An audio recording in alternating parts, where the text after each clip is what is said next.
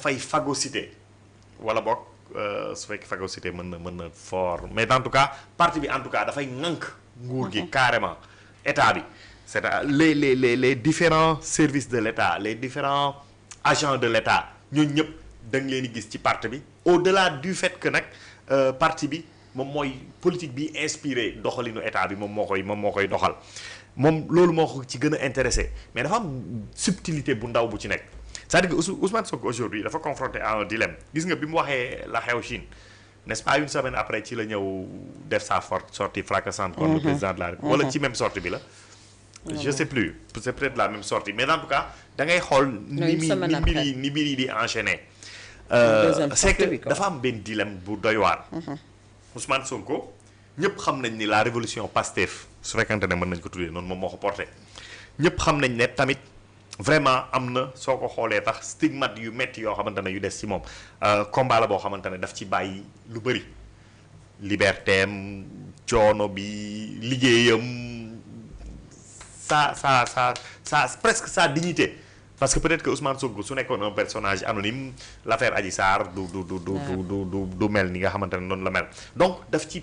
bàyyi lu bëri et maintenant au moment bi nga xamante ne ñi ngi porter ce projet là au pinacle moom lui ne pouvait pas être candidat tout au plus li mu mënoon nekk mooy premier ministre du Sénégal et loolu lañ finir par def ko maintenant jàpp na ni bi mu nekkee premier ministre mu jàpp ni noonu lañ waroon doxalee état bi mu jàpp ni premier ministre président de la République bi noonu la ko waroon déggalee ba nga xamante ne lépp lu muy def même su fekkante ne moom moo koy jiite parce que noonu la protocole bi di doxee mais lépp lu muy def daf koy waxtaan ak moom et peut-être lim ko ci wax lay def mais à l'épreuve de la réalité il s'est rendu compte que demeewul noonu peut-être que le président a d'autres influences yoo xamante ne sax xëy na ñu ëpp doole moom peut-être que am na ay secteurs wala boog am na ay politique yu am doole pour doxalinu état notamment la coopération internationale la diplomatie yoo xamante ne xamul sax xëy na li ci xew xam nga yooyu yëpp dafa créer ay frustration yoo xamante ne léegi naka la koy lijjantee et Ousmane Sonko en bon homme politique à chaque fois qu'il a un problème dafay teg plusieurs solutions c'est-à-dire que day def ay hypothèses yu bëri génne plusieurs solutions mettre la pression sur Diomaye li nga xamante ne ñi ngi koy dégg militants yi di génn di wax responsable politique yi di génn di wax nangam yuuxu affaire yooyu boobu benn la ci solution mais solution boobu fan la ñuy jëmee à la démission de Diomaye wala Diomaye rentrer dans les rangs dociles di ko déglu. wala tamit mën na dem beneen tamit mais am na mën na rester attaqué. waaw mais am na beneen solution. c'est-à-dire que xam nga quand on parle de parti état. c'est-à-dire que quand parce que doone le parti c'est-à-dire que c'est le parti qui incarne l'état léegi le chef de l'état bokkul ak le chef du parti mais su boobaa est-ce que du am une recomposition boo xamante ne mën na ànd nag ay réformes parce que loolu noonu pour ñu dem vers un parti état il faut mu am ay réformes constitutionnelles léegi réformes constitutionnelles yooyu fan lay teg ki nga xamante ne moom mooy le chef du parti est-ce que duñ def le chef du parti comme en Iran spécial de la géopolitique comme en Iran nga xamante ne moom dafay tiim le président de la République waaw dafay tiim le président de la République est-ce que du réforme boobu lay bëgg def bu nga xamante ne dafay am raccourci boo xamante ne ça lui permet de régler directement son problème si xam nga donc moom li muy wax ci Chine même quand il parle de formation il parle de formation des militants mais même si ces militants idéologie maoïste parce que foofu laa bëggoon ñëw mais adopter non dama la bàyyi adopter une idéologie du parti communiste jël ko adopté ko Pastef parce que Pastef n'a pas d'idéologie yéegale Pastef amul idéologie. C'est quoi lan mooy idéologie Pastef? Panafricanisme, souverainisme. C'est pas de l'idéologie. Après du ay idéologie politique le panafricanisme mu n'est pas des idéologies politiques. Non. Bon après bon d'accord xam naa fi ngay waxee mais bon donc moom loolu noonu ça lui permet de trouver un raccourci pour régler problème bi nga xamante ne moom la jànkuwanteel moom aujourd'hui est-ce que état bi du ko rëcc gis nga bi mu paree ci loolu rek ci lan la embrayé ci man de toute façon dama doon gedd mais dootuma gedd mais su ko neexee dama dàq su ma dàqee je vais à l'Assemblée nationale Assemblée nationale je pense que foofu su fa duggee après ndax mën na fa dugg wala mën na fa dugg c'est un débat j'ai une position tranchée là-dessus mais les gens disent que bu fekkee dañoo sukkandiku ci amnistie bi mën na fa dugg militant am yi boobu lañ teg day compliqué mais bon en tout cas loolu beneen débat la mais foofu su fa duggee mën na fa dem peut-être je pense que président assemblée nationale bi day tourner toujours chaque at dañ koy kiyaat wala donc un an après Ousmane Sonko va se retrouver président de l'Assemblée nationale. non loolu c'est amoon na réforme bu ko dindi mais en tout cas foofu su fa duggee dina nekk à l'aise peut-être pour en tout cas contrer dëgg-dëgg ki nga xamante ne moom moo nekk ci nguur gi yor mbir yi donc mais loolu dafa am importance pour nit ñi seetlu ko lan moo tax Ousmane Sonko di waxu parti état nga dégg Fadilou Keita ñëw bëgg ko commencer bëgg ci conceptualiser bëgg ci dugal ay affaire lan moo tax loolu di am intérêt pour man c'est un raccourci qui lui permet de à travers des réformes constitutionnelles de pouvoir chapeauter cette république-là tiim le président de la république mais autre chose encore yaa ngi wax ni ñi ngi bëgg di accélérer les choses oui ñoom dem nañ ba ils empruntent le mot à Mimi Touré dañuy wax accélérer la cadence dañ koy wax des fois duñu yegg ci cadence bi mais quand on parle d'accélération des politiques publiques ci dans un gouvernement on pense automatiquement à Mimi Touré alors léegi lan la ñuy accélérer dëgg-dëgg lan lañ fi gis lu ñuy accélérer sinon que bon ils nous promettent un document boo xamante ne daf ñuy permettre ñu dem vers un redressement du pays. sama doom baay wax na ko bu baax a baax en fait quand on parle de redressement li ñu bëggul wax mooy dañ ñuy dugalaat ci benn cycle d'ajustement moom mooy pratiquement l'État n'investit plus et soo liiree le communiqué du Conseil des ministres. Exactement ñi ngi wax projet yi muy wax. il parle de ñi ngi wax ci waxu financement benn bi am na financement de la BAD.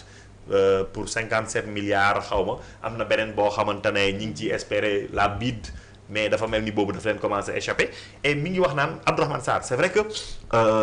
dans une république normale et dans les situations que nous vivons dina normal ñun kat chiffres yi ñu foogoon ni suñ économie foofu la toll suñ budget ni ñu foogoon noonu lañ ko tëggee mbir mi demeewul noonu et sori na ko trop suñ politique d'endettement bi liñ ñu ci waxoon demeewul noonu donc mais il est évident que il faut ñu xoolaat ñoom seen postulat yëpp ci wàllu woowu mais loolu noonu suñ koy def mooy mais dañuy soxla Abdourahmane Sarr. muy génn di expliquer Sénégalais yi lan lañ war a xaar comme politique de réajustement s'il veut wala boobu ñoom ñoo xam naka lañ koy tuddee. Abdourahmane Sarr on ne l'entend pas aujourd'hui interpellation yi mi ngi commencé bëri même si soo liiree le communiqué du conseil des ministres d'hier di nga gis ni def na une communication boo xamante ne dafa porter sur la politique d'endettement justement sur la budgétisation soo diggee budgétisation mooy planification bi ñuy def pour defar budget bi et je ne sais quoi encore sur 3 points lañ defoon mais loolu noonu lan moo tax ñu koy bind noonu rek de manière laconique pourquoi duñ wax lan mooy le corps de sa communication pour qu'on puisse savoir nous avons un droit à l'information dañ suñ droit la ñoom dañu am devoir de nous informer pas de communiquer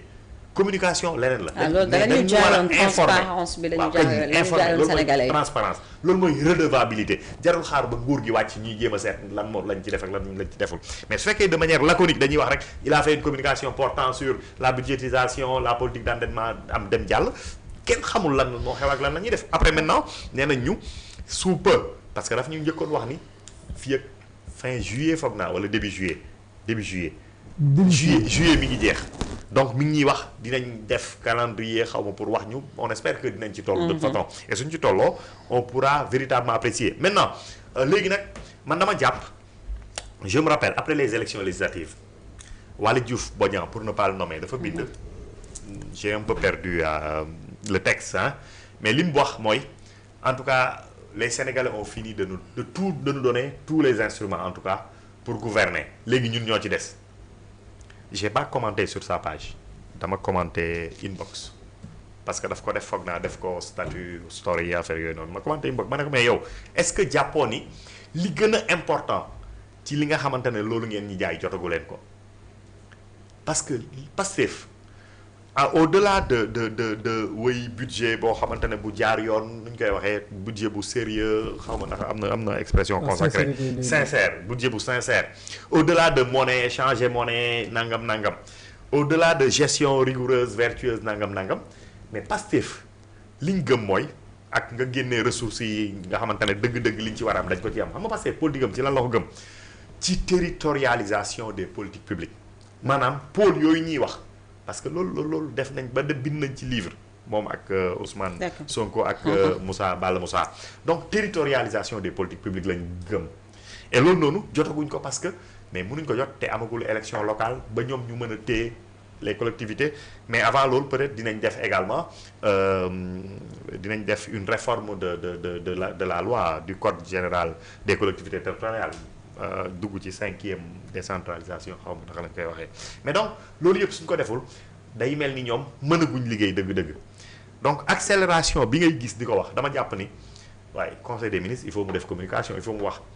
bërki démb def na conférence mu génne 8 points yoo xamante ne c'est pour améliorer la gouvernance publique l'administration ni muy doxee ainsi de suite c'est important wax dëgg yàlla en conseil des ministres démb